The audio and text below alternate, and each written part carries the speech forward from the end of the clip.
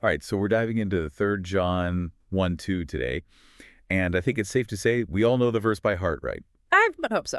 So instead of going over the basics, we thought we'd do something a little different. Yeah, we're gonna look at how some pastors out there have taken this verse and really run with it in some creative ways. You know, stuff you could use in your own sermons or Bible studies. Yeah, exactly. Real aha moments, like take Faith Experience Church.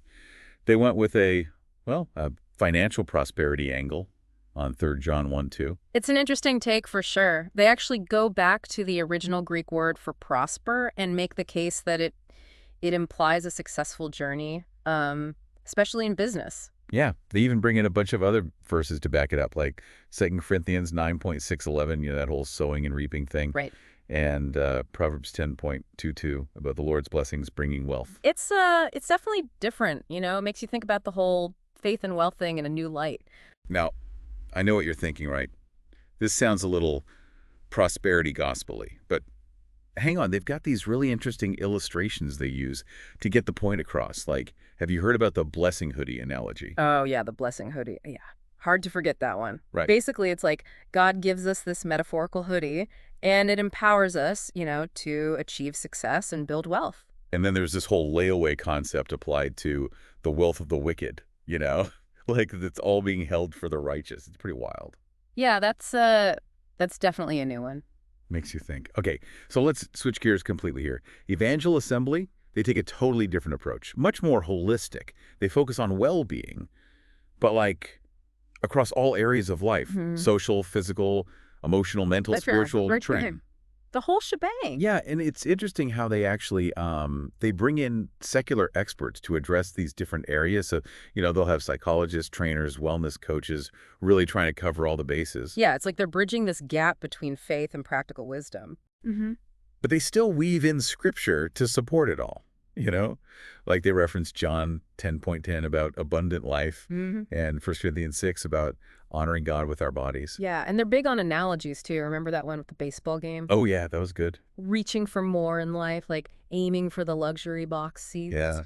And they tie in verses like 1 Peter 3:7 and James 1:26, to show how all those aspects of well-being are actually interconnected. Right, right. Not just some feel-good stuff. It's rounded in Scripture. Okay, so for our third perspective, we have Gateway Victory Church and their take on 3 John 1:2.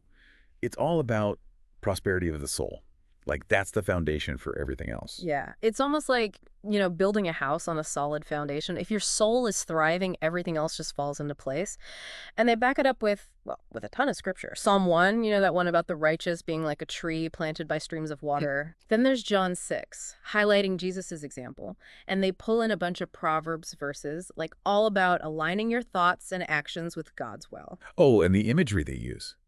They actually describe 2023 as a birthing canal, leading to new life, Yeah. urging their congregation to embrace transformation through spiritual growth. It's like, whoa, that's powerful stuff. Yeah, they really take this familiar verse and make it feel, I don't know, fresh and relevant. It's something people can connect with, you know? Absolutely. And remember how Evangel Assembly emphasized the personal nature of Third John? Yeah, how it was addressed to an individual, Gaius, right? Exactly. Right. They use that to highlight God's care for each person.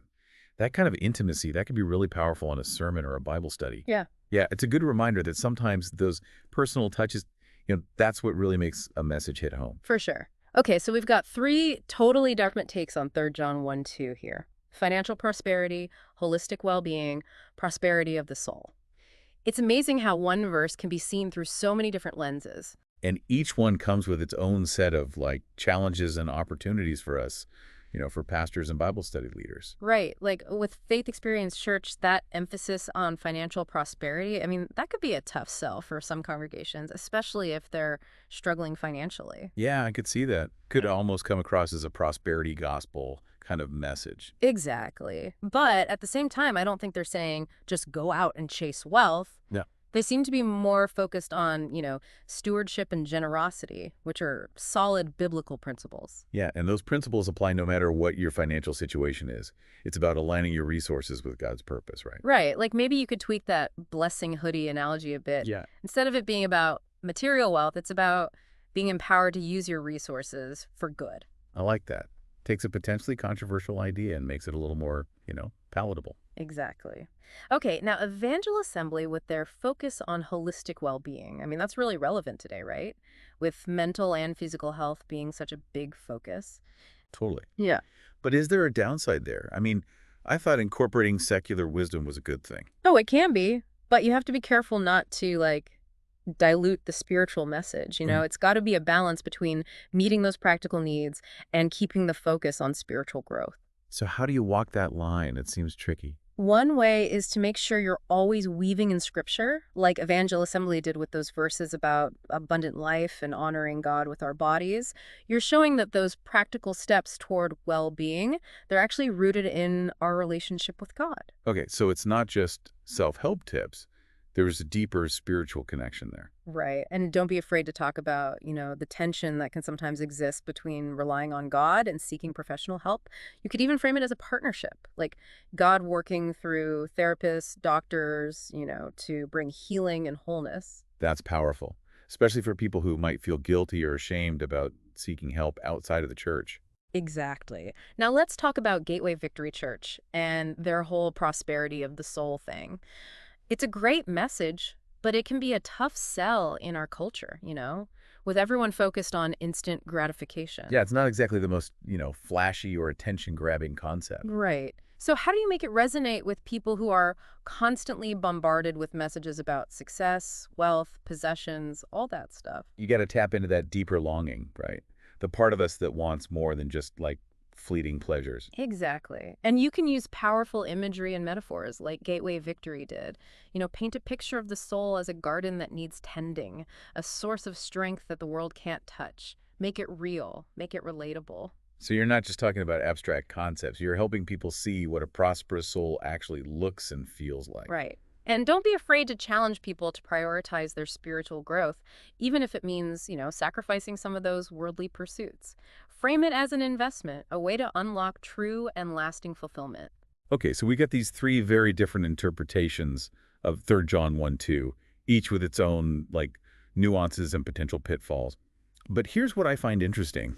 They're not mutually exclusive. You're totally right. It's not about picking one over the other. It's about seeing how they can work together, how they can complement and enrich each other. It's like a tapestry, Yeah. each thread adding its own color and texture to create this beautiful whole. Exactly. Think about it. You could take those principles of stewardship and generosity from Faith Experience Church and weave them into a message about holistic well-being, right? Emphasize that caring for your finances, it's part of honoring God with your body. And then you could bring in that concept of the soul's prosperity from Gateway Victory Church, highlighting that true abundance starts with a heart that's aligned with God's will. Yeah, it's about taking a comprehensive approach to living out 3 John 1:2, drawing on the wisdom of all these different perspectives. I love how you're encouraging us to think outside the box, to like borrow and blend these ideas to create something new and unique. Right. It's about taking the best of each approach and tailoring it to your specific congregation. Like a chef, creating this amazing meal by combining different ingredients, right? Exactly. As we were looking at these different interpretations, one thing that really stood out was the power of storytelling, the power of imagery. Oh yeah, for sure. The blessing hoodie, the baseball analogy, the birthing canal metaphor, those images stick with you. Right. They take these abstract concepts and make them tangible, relatable, memorable. And that's what good communication is all about, making the message stick. So how can we, as pastors and Bible study leaders, really harness that power of storytelling? Well, first of all, don't be afraid to get creative. Yeah, let's ditch the cliches, right? Time for some fresh energy. Exactly. Think about your audience, their experiences, their culture. What kind of metaphors and analogies would really grab their attention, help them connect with the message on a deeper level? We could even encourage people to share their own stories, like how have they experienced God's blessing? How have they seen 3 John 1:2 come to life in their own lives? Oh, that's a great idea. Gets everyone involved, creates a sense of shared experience. It's about moving beyond just passive listening, getting people to really engage with the message. Absolutely. And another key takeaway from all this is the importance of being sensitive to the needs of your congregation. Right. What works for one group might not work for another. You can't just copy and paste these approaches without considering the context. For sure. Like, if you're preaching to a group that's struggling financially, You might want to be careful with that whole financial prosperity angle. Maybe focus more on stewardship and generosity. Highlight stories of people who found joy in giving even when they didn't have much. And if you're dealing with a group that's, I don't know, a little skeptical of secular wisdom, then you really want to emphasize the biblical basis for any practical advice you're giving. It's all about meeting people where they are, tailoring the message to their needs and sensitivities. So we've talked about storytelling, context, blending different interpretations, but there's one more thing I think we need to touch on. What's that? Authenticity, yeah.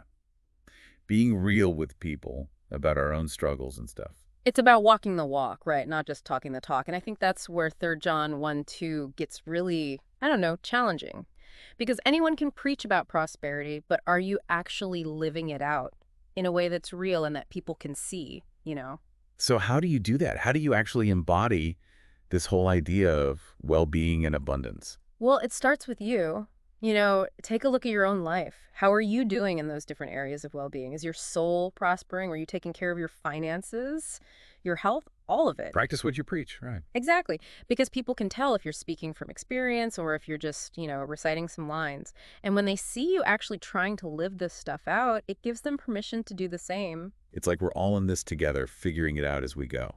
That's it. We don't have all the answers. We're all on a journey, right? We need to support each other, encourage each other along the way.